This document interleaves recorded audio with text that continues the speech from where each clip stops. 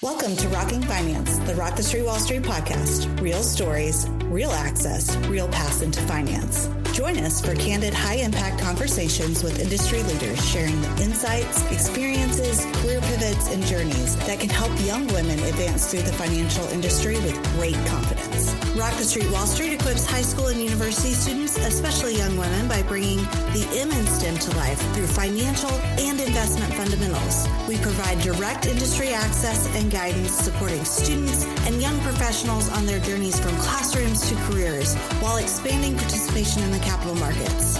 Through cohort-based learning, mentorship, and individual career connection, we help students build confidence, capabilities, and networks that open doors. Our goal is clear: expand participation in the capital markets and strengthen the future of finance, one cohort at a time. Today, I'm your host, Ashley Leftwich, CEO of Rock the Street Wall Street. Now let's rock finance. Thank you so much for joining us. You've built an impressive career now working with a single family office and helping companies originate investments. To kick things off, how did you first step into finance? First of all, thank you so much for inviting me. It's my pleasure to share my experience, and hopefully my journey can be of any help for students and future finance professionals. I was born in the Soviet Union that actually had a centrally planned common economy. The government dictated what was produced, how it was produced, and how resources were allocated. And when I was a teenager, the Soviet Union collapsed and the borders opened and new opportunities for business appeared. So I got interested in international economics and international relations as I wanted to understand the causes and consequences of economic interactions between countries and how the market could influence supply and demand. I got my bachelor and master's degree in international economics, and after a couple of years working for a Swiss company in economic department, I decided to apply for an MBA program in the USA as I wanted to learn from the best professors, to have an opportunity to network and study with people with different cultural backgrounds, and to enhance my global career opportunities. And while at business school, I actually got very curious about investing and entrepreneurship. After graduation, I was able to land a buy-side investment job, and honestly speaking, never looked back, because I find investing intellectually challenging, and it provides me with the opportunity for constant learning, innovation, and creativity daily. I also admire long-term nature of this business. Wow. Careers are rarely a straight line. What are some of the key points and moments that changed your path or opened a new door? I totally agree with you that you never can predict a career, and it's hard to know what might happen with your career in 5, 10 or 15 years.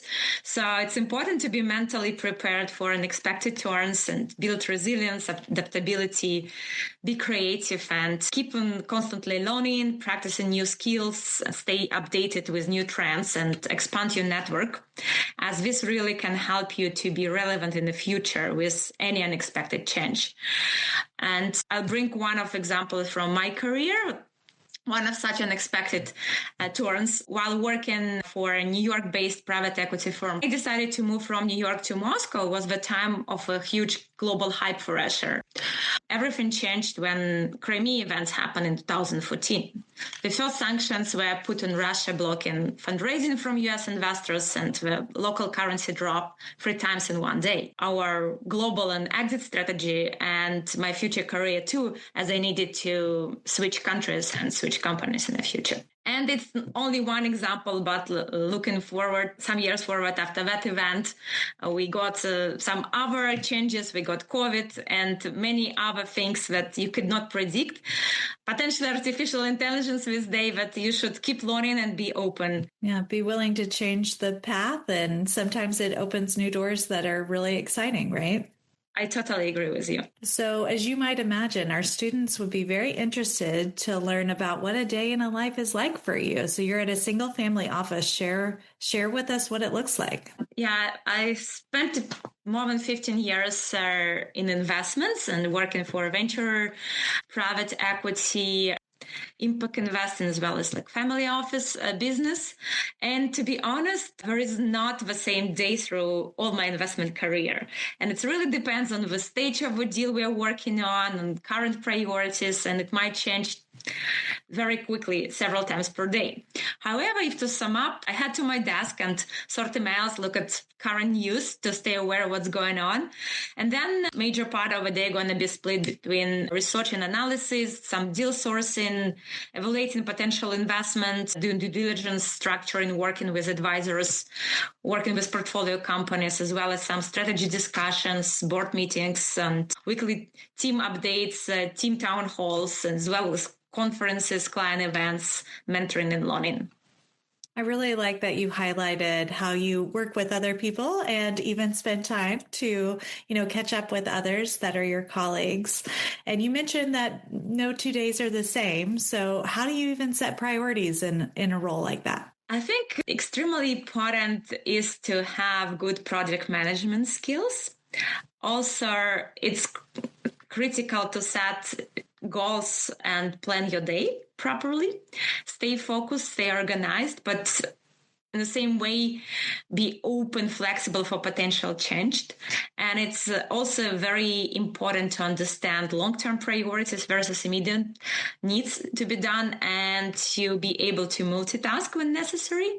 In the same way, despite any workload you have and priorities, you should stay focused, positive, and engaged. Yes, I feel like the passion behind roles is just so key.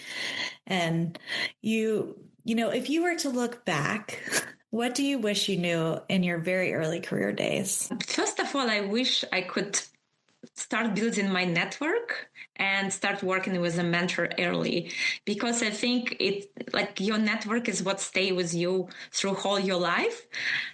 But customer base, client base, also service providers and people whom you trust stay with you through all your life and become your investors in the future, or maybe your future colleagues, or help you with building startups and something else. You never know where it can bring you. So I think it's very important. And also I think in the early days in your career, it's critical to ask questions and to learn from your colleagues and from industry professionals, from your mentors, and be open to learn, be open to grow, and be open to make a mistake. And if you make it, to admit it and learn from this mistake, to build confidence. And also I think to know what your value proposition is at every stage of your career, and to be able to articulate it, as well as to try to polish your communication presentation skills, because any job in the end, it has a part of sale. So you shared about different parts of the business. For the students who may not know, what does originating investments mean, and why is it such a key part of the financial world? Origination refers to the process through which investors identify and select potential investment opportunities. And you can create a funnel of potential opportunities coming through very different sources. Might be spontaneous awareness of your search by a suitable company. The deal can come through bankers, lawyers, consultants, or other service providers who can bring it to you. Or you can go and reach out to a potential company directly. That means you need to go to different conferences. You need to network. You need to not only just connect with people, but keep these relations alive, because it's a long-term journey, long-term investment, what we call marriage in private equity or a venture. And it's crucial to have this relationship with potential companies that you invest in. Also, it's very important to know current market trends, what a customer demands and what's in new markets and so far, and evaluate value creation potential and exit options properly. So you mentioned trends. Yeah. What trends in finance are you paying close attention to right now? First of all, I would say some geopolitical tension that's happening. Unfortunately, we have some wars and some hot spots, and globally we have some tariffs, we have some sanctions in place.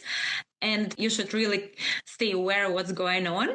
Secondly, I would say in general, like macroeconomic trends, we have pretty high interest rates, inflation, and some economic slowdown, and with indexes, with bond stocks, with direct investments, and any part of finance.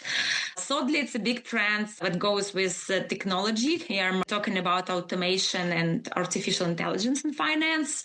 Could be AI-powered automation, autonomous finance agent, AI copilots. Another trend would be sustainability investment, ESG reporting, because more and more LPs, they want to see investments with focus on these parameters, and younger generation more and more want to have companies that address sustainability issues, and it becomes pretty big trend in direct investments that it's one of main requirements. Same with the reporting. We're getting more and more standards. We're getting more and more compliance globally on these metrics. Next one would be in general regulatory development and compliance. I think every day we have more and more things happening. Risk management and fraud is big. Earlier in our conversation, you were talking about networks and the importance of those networks. I have where students have submitted questions, and one of them is, was there someone along your journey who guided you? What role did mentorship play in helping you grow? I would think that I was pretty lucky throughout my career having amazing mentors. And it happened that many of mentors been actually my direct supervisors whom I can even sometimes name my friends because of building very good rapport and trust in each other. So they helped me with understanding the corporate culture of the company and giving me very good career advices on area, what to learn, what to work better, how to strategize my future growth, how to raise awareness about my potential and kind of stress my value proposition and so far. And they always been a great role model for me. But additionally to these people, I also had mentored different women organizations, been part of many women organizations who actually helped me a lot with more with brand naming, with brand awareness. And through that, I got to know a lot of professionals in the industry and built very good relations. So you were just sharing with us about women networks. So how do you support and encourage women and the next generation in finance today? Yeah, I would say that I was pretty big supporter of women movements from my early university ages. And I've been a member of several student women clubs during my bachelor and master MBA. And also I joined several organizations like Forte Foundation, 100 Women Finance, Global Female Investment Network, Women Capital Markets that became Versafi. It's a Canadian organization for women in finance, and also Bloomberg Buy Side, Women Network, Women Private Equity, and several others. And through all this organization, I tried to help to raise awareness in the market and mentor younger people. And in the beginning of my career, I learned from my mentors, and I always try to encourage people. I share knowledge, and if I can, I refer women to other people in my network, trying to open doors for them for their future career step, or sometimes trying to refer someone for board position. And so far I'm looking for good percentage number of having women candidates and for potential board positions and etc. That's wonderful. For our students watching, what's one step that you would recommend for them to do today? I think I would suggest them to look at events hosted by Rockville Street, Wall Street, and build their interest, select a company or leader and learn about them as well as the trends of their industry, to stay curious about what's going on and follow up, building their knowledge. Thank you so much for the conversation today. I think it's wonderful that you are encouraging and giving great advice to our students of building their reputation, building that trust, and then, of course, keep learning and growing. Thank you. Yeah, thank you so much. And I wish everyone who is listening lots of success in their future career endeavors.